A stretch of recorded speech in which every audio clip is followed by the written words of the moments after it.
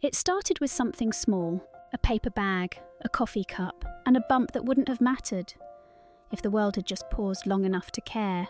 It was a quiet Friday morning at the old Shell station just off Route 17.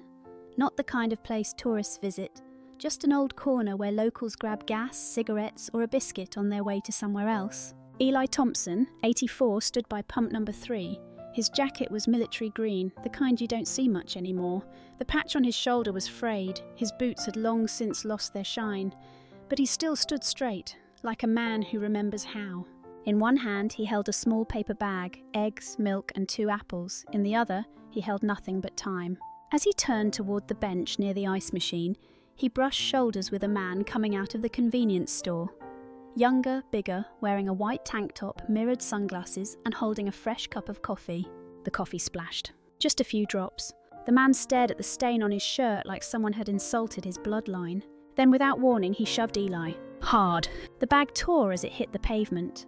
The milk exploded in a soft splash. Eggs cracked, apples rolled under the car parked beside them. Eli landed on one knee, one hand bracing against the rough concrete. His breath caught in his chest. His cap had fallen forward. But he didn't cry out, didn't ask why. And no one rushed to help.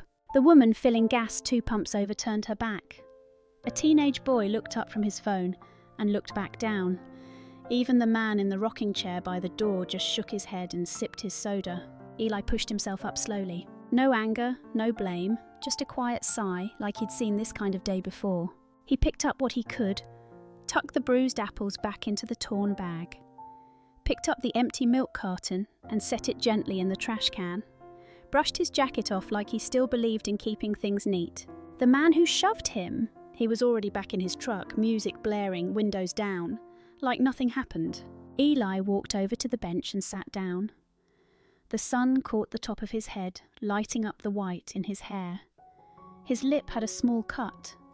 His hands shook just a little, but his eyes were still, like calm water that ran deep.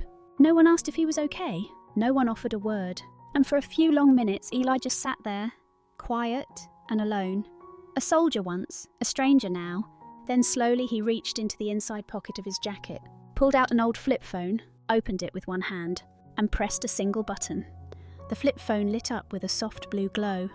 Its screen was cracked. The corners were worn smooth, like it had been opened 1,000 times in silence. There weren't many names in Eli's contacts, just a few. Most were gone now, but one name stayed. Greyhound, emergency only. He pressed it. It rang once. Then a voice answered, calm, clipped, and without hello. Eli spoke quietly, like he was reporting the weather. It happened again. Old Shell station, just like before. A pause. Then the voice replied, steady and clear. Understood, I'm on my way. Eli closed the phone and placed it gently back inside his jacket. He didn't rush, just leaned forward on the bench, letting the warmth of the sun soak into his back. A few feet away, the last apple from his bag had rolled under a parked sedan. A young boy noticed it. He hesitated, looked at his mother, then ran over, picked it up, and brought it to Eli with both hands. You dropped this, sir. Eli looked at him, really looked at him. The boy was maybe 10, hair messy, shoes untied. But he stood tall in that moment, like kindness gave him an inch more height. Eli took the apple with a small nod. Thank you, son. The boy's mum called him back quickly. She didn't meet Eli's eyes, just muttered, come on, and hurried off. Eli sat back. One apple returned, one hand still stinging from the fall. But something had shifted in the air, not much, but enough. A delivery van pulled up to pump 4. The driver stepped out, mid-30s, scruffy beard, high-vis vest, and the look of a man trying to make too many stops in too little time. He saw Eli, paused, then opened his lunch cooler, took out a bottle of water, and walked over. Hey, sir, you all right? Eli smiled faintly. Seen worse. The driver handed him the water. You need me to call someone? Eli shook his head. Already did. The driver raised an eyebrow, but didn't press. Well, whoever it is, I hope they get here soon. Eli nodded again, then leaned back and took a slow sip from the bottle, the corner of his mouth still red from the fall. Behind him, a soft wind moved through the trees, and far off in the distance, so faint it could have been imagined, there was the low hum of engines, steady and growing. But Eli didn't turn to look. He just waited, the kind of waiting that knows exactly what's coming. The hum in the distance faded into the background, just part of the morning now. Eli stayed seated on the bench, still holding the bottle of water, his fingers wrapped around it like it was keeping him anchored to something solid. Most people kept moving, in and out, fill up, grab a snack, swipe a card, go. But then a woman walked out of the station's small store, older, in a blue floral blouse, holding a foam cup of sweet tea. She stopped cold when she saw him. "Lord above, Eli Thompson?" He turned toward the voice, slow but sure. His eyes narrowed just a little, as if looking back through time. "Margie?" Her face lit up. "You've got to be kidding me. You still come here after all these years?" Eli chuckled under his breath. Old habits. Besides, she liked this place. Margie sat beside him, not asking for permission. Just sat. Like old friends do when they've earned the right. "She? You mean Annette?" he said quietly. "Met her here, 1963. She bought a honey bun and called me sir. I was 22 and useless the rest of the day." Margie laughed. "You still talk about her like she's just inside paying for gas." "Feels that way sometimes," Eli said. "Other times, it's like she never existed, like no one remembers." They both sat quietly, watching the cars pass. The noise of the world felt softer around them. Margie sipped her tea. "You still fixing things?" "Only what I can carry," Eli smiled. "I help out at the vet centre once a week. Mostly show the guys how to change their own oil. Sometimes they listen." She looked at him for a long moment. "You remember my daddy's old truck? That beat-up Chevy," he said. "Wouldn't start if it was too cold, wouldn't stop if it was too hot. You kept it running. He always said you had magic hands." Eli shrugged. "I just listened to what the engine was trying to say." She reached into her purse and pulled out a folded photo, creased and faded from years of keeping. In it, a row of young soldiers stood in the desert sun, smiling despite the sand in their eyes. One of them, clearly Eli, stood near the centre, shirt half buttoned, grease smudged on his face, leaning against a Humvee. "I found this last week," Margie said. "That's you, right?" "Motorpool, 1991, Operation Desert Storm." "You saved lives," she said.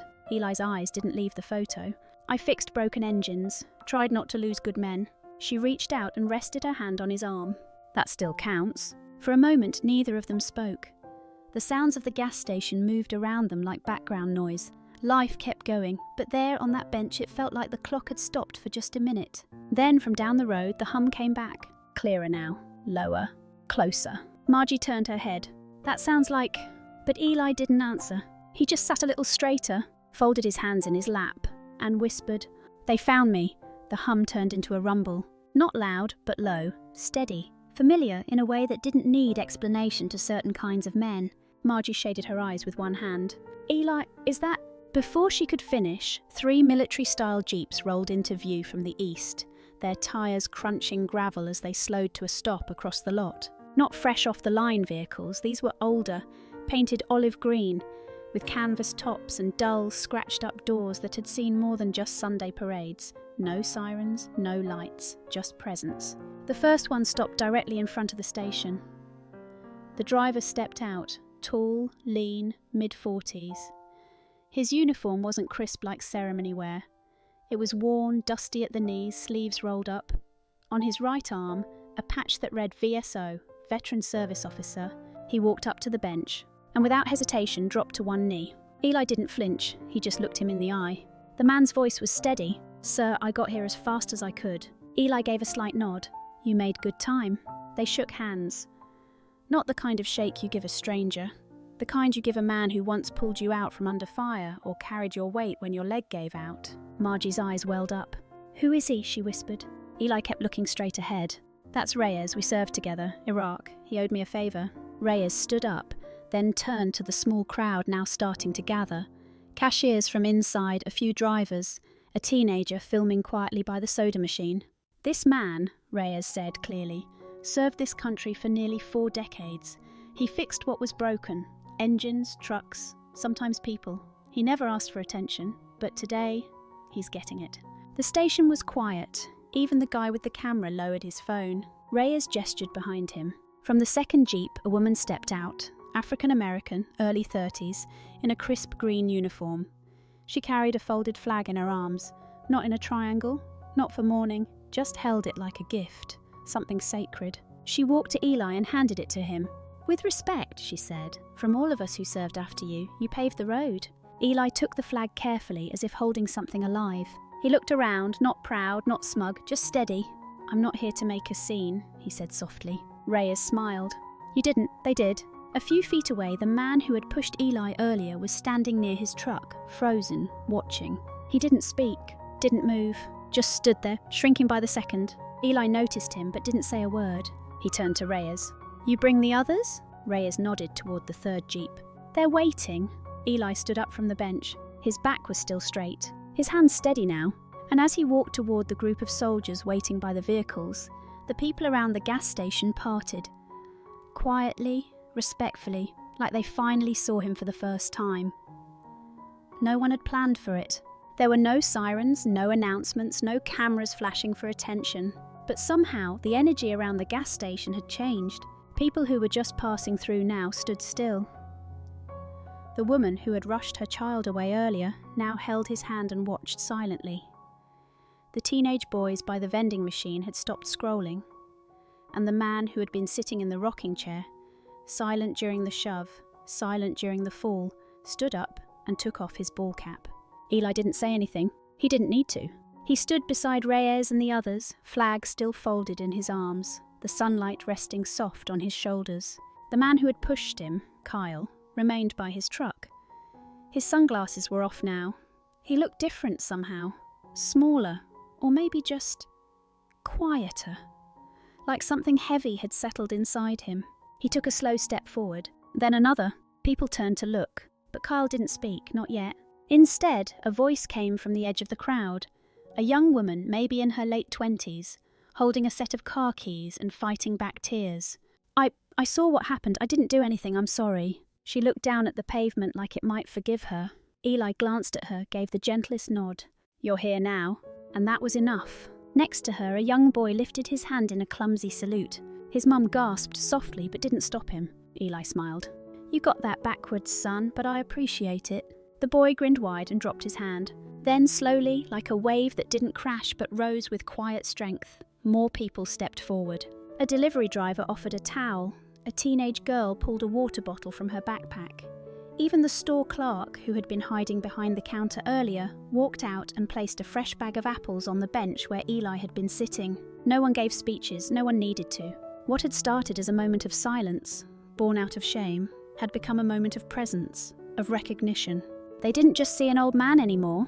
They saw Eli, the man who had quietly shown them what strength really looked like. And just then, as if time remembered how to move again, a soft breeze passed through the station. The flag in Eli's hands fluttered gently. He turned to Reyes. "Didn't expect this," he said. Reyes smiled.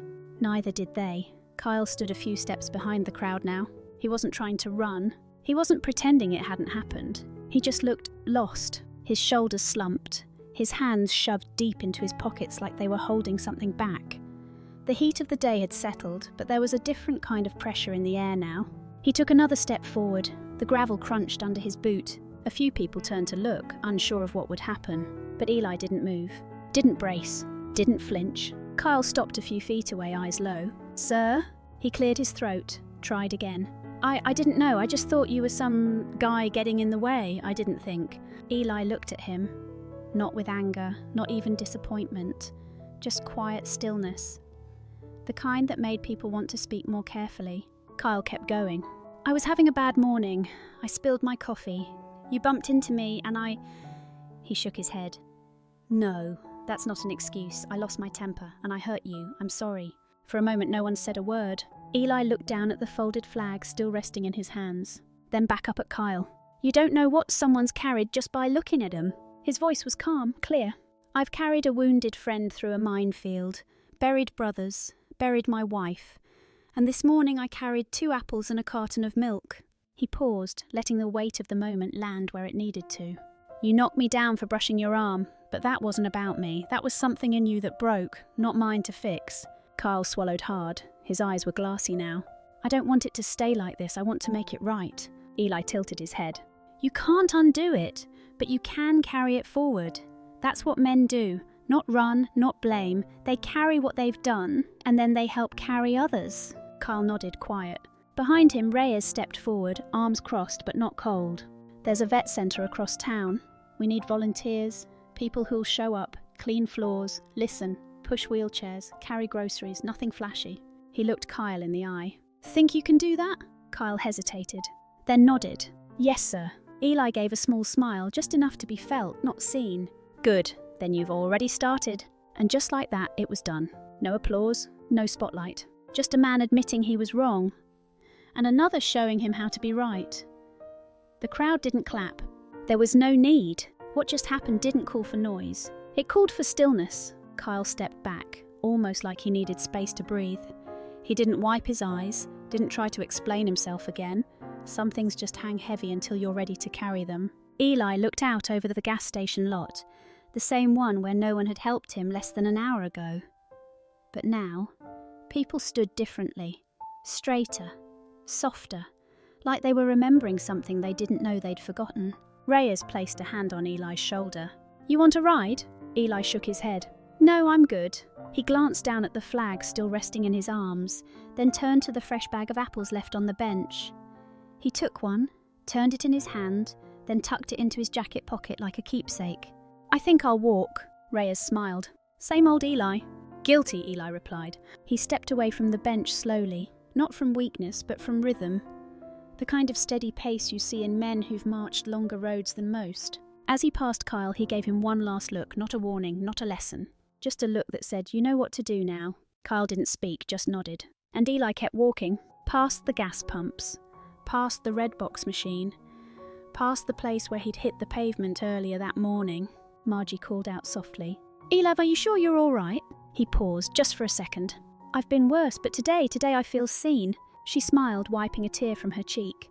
"Don't be a stranger, you hear?" "Never was," he said. And with that, Eli turned the corner, disappearing down the sidewalk, his shadow long in the afternoon light, his steps unhurried. He didn't need a ride.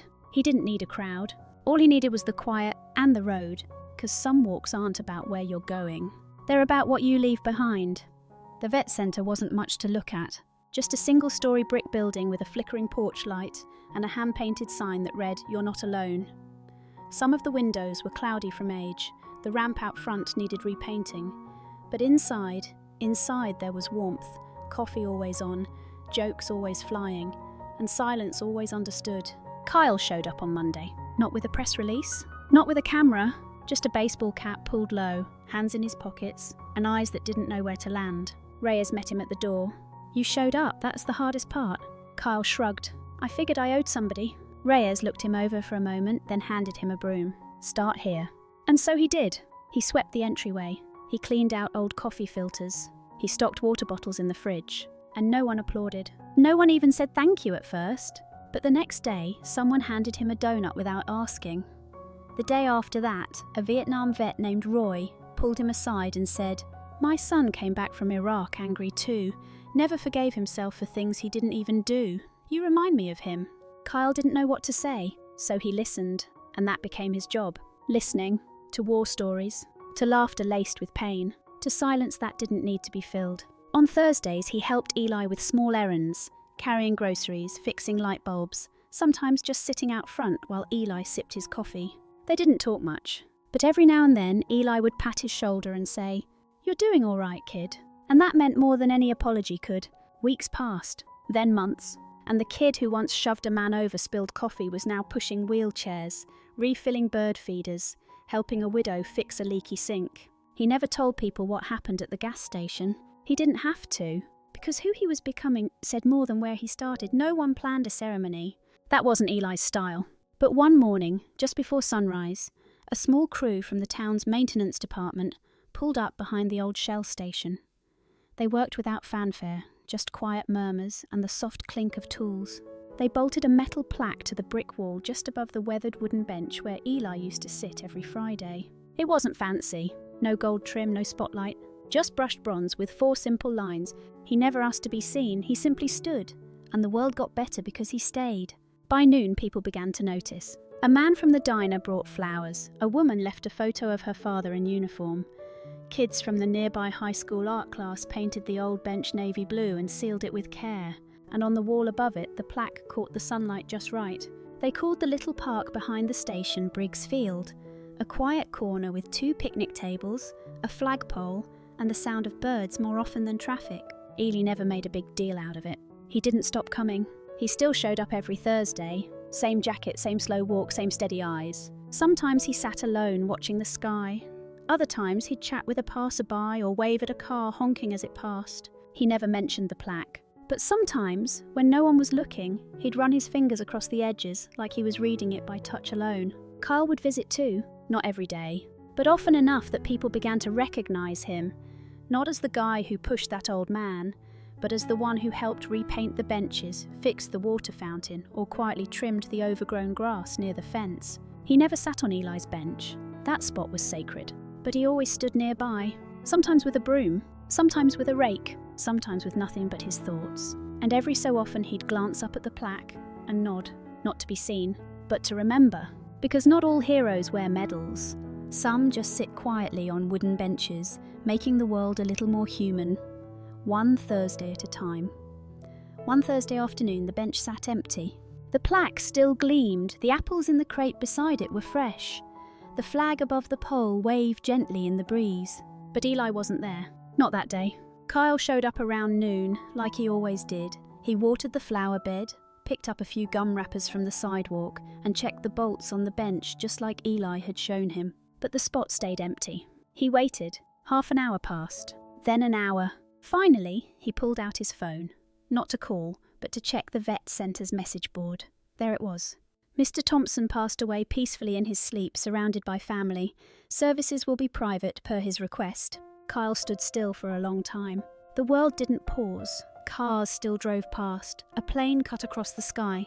But for him, something had changed. He walked over to the bench and sat, not on Eli's spot, but beside it, close but with space, like he was still listening. A little girl and her mother passed by, the girl tugging on her mum's sleeve. "Is that the hero's bench?" The mum nodded. "It is." The girl looked at Kyle. "Did you know him?" Kyle nodded slowly. "Yeah, I knew him." He reached into the pocket of his hoodie and pulled out a small item, a folded piece of paper yellowed with time. He placed it gently beneath the plaque. It was the first letter he'd ever written Eli, the one he never had the nerve to send. Now it didn't need to be read. He stood, gave the bench one last look, and walked off down the street, hands in his pockets, head a little higher. Weeks later, a new face began sitting at the bench on Thursdays. A younger veteran.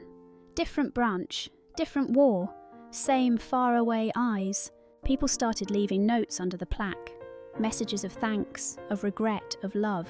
And Briggs Field became more than a park. It became a pause, a breath in a busy world, a quiet place for the broken, the healing, the remembering. Because Eli Thompson didn't just leave a story behind, he left space. And sometimes that's all a town needs. To become something better than it was before. I don't know about you, but stories like this always remind me that sometimes the strongest people don't raise their voices. They just show up. They do the right thing, even when no one's watching. And in a world that moves too fast, maybe we need more of that. More quiet strength. More kindness, more people like Eli. If this story touched your heart, please consider hitting the like button, subscribing to the channel, and turning on the bell so you don't miss the next one. It really helps us share more stories that matter. Thank you for listening. Truly, we'll see you in the next story.